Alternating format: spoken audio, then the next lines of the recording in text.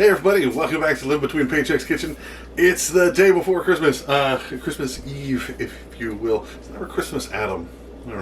So, I'm going to do one more. This is our bonus videos from me and Jack to you guys, man. We're going to do wassail. Now, this is a traditional drink. I grew up listening to this song, thought they were talking about waffles. Christopher Moore would probably love that here, that we come waffling. But it's a drink with a bunch of different stuff, and I thought it was a cider. It's a bunch of stuff, man.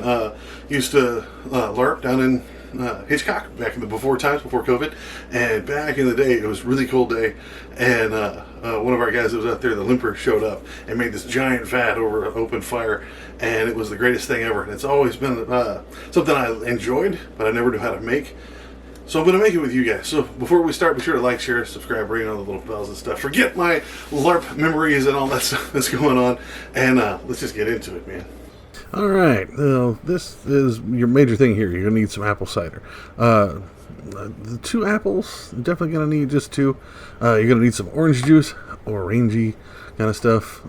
Sorry, you can't see it. And you're going to need some lemon juice here. You're going to need, I'll break down the amounts you're going to need that in a minute. The two apples are really important. Be sure to get those. You're going to need some cloves, fresh cloves, and these bags are perfect. If you don't want to buy like a full tub because you don't think you're going to use cloves ever again the rest of the year, you get these for like a third of the price.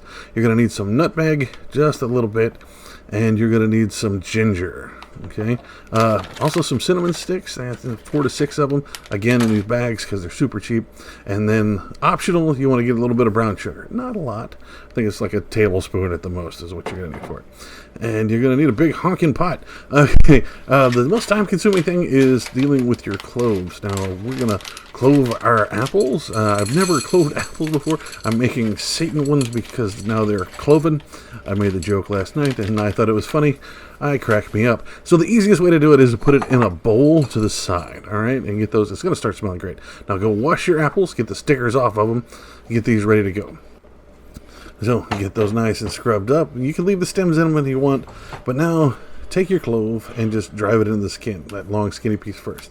Now this can be a little rough on your fingers if you're not careful. You can use a spoon to drive those in or whatever. Now, like I said, I've seen it before with oranges at the Renaissance Festival. This used to be like this really kinky thing. So I'm not going to explain what we did because of the cloven oranges. But if you're going to make out with a random stranger walking up with the orange with cloves in it, just be sure you're the one that gets the last clove out.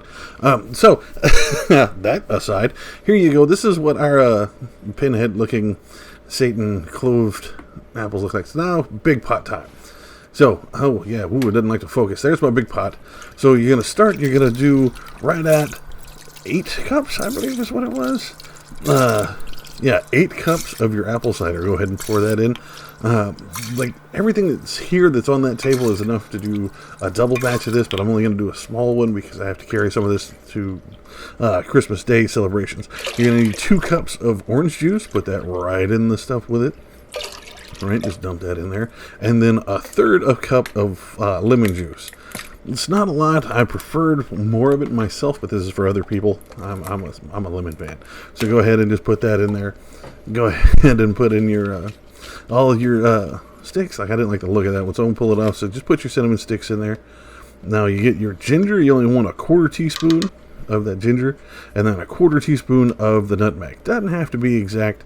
It depends on if you like. I like it really spicy, so I don't mind doing the extra. Now I did the 1 tablespoon of light brown sugar. That's what I was thinking about.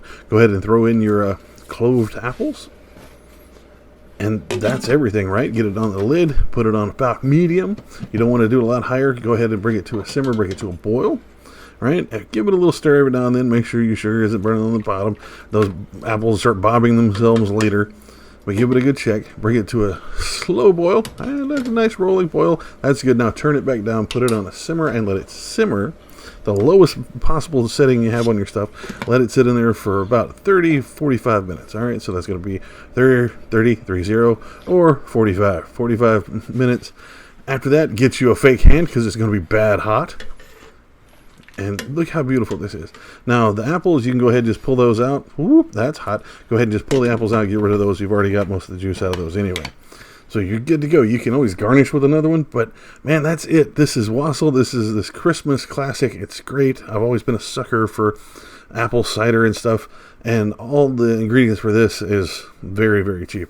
Especially, it's great on any kind of cold morning or a cold night. If you're cuddling, sitting around, watching some Christmas stuff, do whatever. It's great for your family. This made, like almost a gallon. I didn't do the math. Like, it did a lot of this stuff. So I'm going to bottle it back up. You can reheat it later. I'm going to take it to some family and stuff for Christmas, which is going to be outstanding.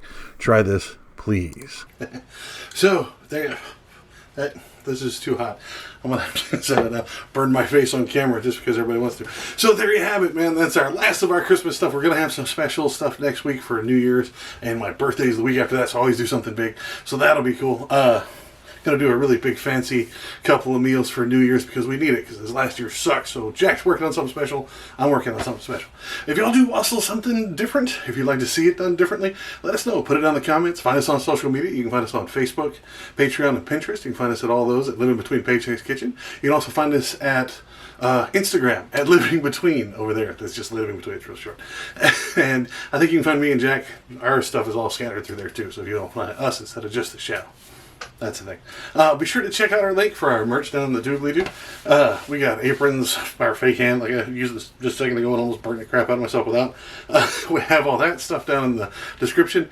And we're going to see you next time. Merry Christmas from me, Jack, and everybody. Y'all have a good one. See you next time.